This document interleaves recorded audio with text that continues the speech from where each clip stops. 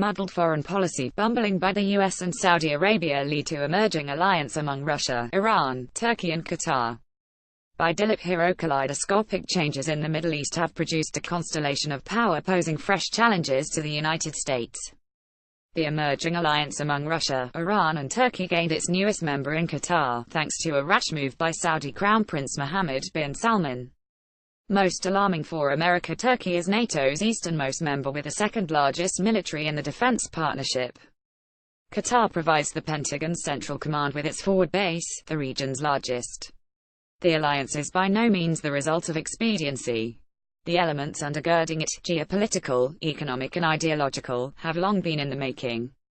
It's been helped sharply by President Donald Trump's muddled foreign policy, a contrast from the coherent policies of the Obama administration with its commitment to democracy and human rights.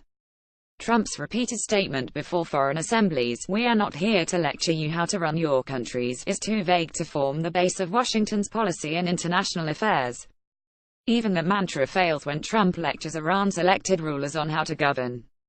Iran's strategic importance was highlighted on the 27th of November when Turkey, Iran and Qatar signed an agreement naming Iran as transit country for trade between Qatar and Turkey. The move undermines Saudi efforts to isolate Qatar. On the world stage, the triad of Moscow, Tehran and Ankara has made its mark by acting as prime mover to end Syria's long-running civil war. But their economic interests have been in play for more than 2 decades and geopolitical considerations have a longer history. This is also true of Qatar. Since his bloodless 1995 coup against his father Emir Khalifa Al Thani, Emir Hamad Al Thani has focused on ensuring that his tiny sheikhdom does not become a vassal of Saudi Arabia. To give Qatar a high international profile, he set up Al Jazeera TV channel in 1996, staffed largely by BBC-trained journalists. When the Saudi ruler refused to let the Pentagon use its state-of-the-art airbase near Riyadh for its air campaign against Afghanistan after the 9/11 attacks, Hamad struck a secret agreement to let the Pentagon use Al Udeid airbase, reinforcing Qatar's links with Washington to deter Riyadh from attempts to dominate the emirate. To supplement this strategy with a regional power outside the Arabian Peninsula, Hamad signed a defense industry cooperation agreement with Turkey in 2007 and a military training agreement in 2012. The next year he abdicated in favor of his son Tamim. In March 2015, the parliament in Ankara passed the Turkey-Qatar Military Cooperation Agreement. 4 months later, Tamim informed Saudi King Salman of the true extent of the accord, basing 3,000 Turkish troops in Qatar for training and joint exercises. The monarch reportedly welcomed the deal as a counter to Iran's growing regional influence. Almost 2 years later, with the ascendancy of Prince bin Salman in Riyadh, the saddled axis of 4 Arab countries demanded that Qatar immediately terminate the Turkish military presence in Qatar and end any joint military cooperation with Turkey inside Qatar. The demand backfired. Ankara sent more troops to Qatar, and its tanks rolled through Doha, lending political and moral support to Qatar.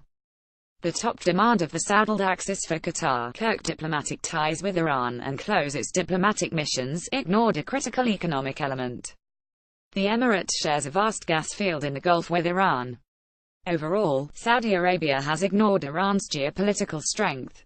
Iran has shorelines on the Persian Gulf, Arabian Sea and Caspian Sea and shares land borders with Pakistan, Afghanistan, Turkmenistan, Armenia, Azerbaijan, Turkey and Iraq.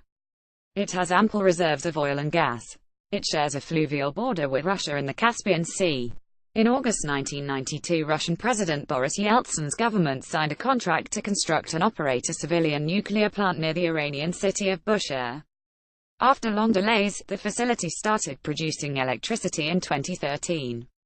Later, Iran and Russia signed an agreement to build 2 new nuclear reactors at the Bushehr site, with an option of 6 more at other sites. During protracted negotiations between Tehran and 6 global powers on Iran's nuclear program, Russia favored a moderate line in contrast to the hard line advocated by France, with the United States taking a middle position. Military cooperation between Moscow and Tehran started in 2007 when Iran inked the $900 million contract for 5 Russian S-300 missile batteries. Delivery started 3 months before the landmark July 2015 deal on Iran's nuclear program, with Russia shipping an upgraded version of S-300. In September of that year, Russia intervened militarily to bolster President Bashar al-Assad of Syria, where Iran had been aiding his government with weapons and armed volunteers in the civil war. This led to Moscow and Tehran regularly discussing military planning for Syria. Russia's Vladimir Putin and Assad share the view that groups raising arms against an established government must be termed terrorists. Strategically, Putin was keen to maintain a base in the Syrian port of Tartus to maintain a Russian naval presence in the Mediterranean. In November 2015, Putin attended the Summit of Gas Exporting Countries Forum in Tehran. While meeting with Putin, Iran's supreme leader Ayatollah Ali Khamenei reportedly praised his interlocutor for neutralizing Washington's plots, adding that economic relations between the two countries could expand. To his delight, Putin relaxed an export ban on nuclear equipment and technology to Iran. In an unprecedented gesture, Tehran let the Kremlin use its Hamadan military base to launch aerial strikes on a range of targets in Syria in August 2016, enabling the Russian Air Force to cut flying time for warplanes and increase payloads. The following April, Sputnik News reported that Moscow and Tehran were considering sale of Russian fighter jets to Iran and a joint venture for Iran to manufacture Russian helicopters under license. For Russia, events in Turkey also moved in its favor. In September, Turkey strayed from NATO's protocol when President Recep Tayyip Erdogan announced that Ankara had transferred money to pay for Russia's S-400 missile system. A NATO official admitted that the alliance had not been informed about the deal's details. Dismissing possible NATO objections, Erdogan declared, "Nobody has the right to discuss the Turkish Republic's independence principles or independent decisions about its defense industry." Turkey ranks 17th in the world for GDP yet has no energy resources of its own while sharing borders with hydrocarbon-rich Iran and Russia. As early as 1996, Turkey signed a natural gas contract with Iran starting at 2 billion cubic meters in 2002. In 2008, Turkey and Iran inked a Memorandum of Understanding on natural gas production and export. This envisaged Turkey investing in development of Iran's gigantic South Pars gas field and pipeline construction to deliver Iranian gas to Europe via Turkey and also supply the Turkish market. Once United Nations and European Union lifted sanctions on Iran in January 2016, there was a spurt in Turkey's imports of Iranian oil. During the first 7 months of 2017, Turkey imported 7.4 million tons of crude, up from 3 million tons for the corresponding period in 2016. In February, Putin ratified a deal to build a 1,100-kilometer Turkish stream pipeline, foreseeing 3 decades of Russian-Turkish collaboration, to transport Russian gas across the Black Sea into Turkey and southern Europe. The news came weeks after the successful co-chairing of peace talks for Syria's civil war by Russia and Turkey, backed by Iran, in the Kazakh capital of Astana. On the eve of Trump's inauguration in January, Moscow sent a last-minute invitation to the United States.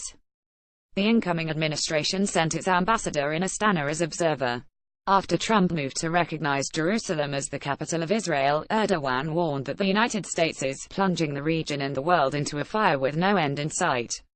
By design, a happenstance, Washington is reconciling itself to a lower profile in the fast-changing geopolitics of Eurasia. In contrast, the planned Congress of all Syrian groups in the Russian resort of Sochi in February is set to highlight Moscow's rising profile in the strategic region. Dilip Hero is the author of a comprehensive dictionary of the Middle East Interlink Publishing Group, Northampton, MA. Read an excerpt. His latest and 36th book is The Age of Aspiration, Power, Wealth, and Conflict in Globalizing India, The New Press, New York. Read an excerpt. Did you find this article informative? Please consider contributing to Eurasia Review, as we are truly independent and do not receive financial support from any institution, corporation or organization.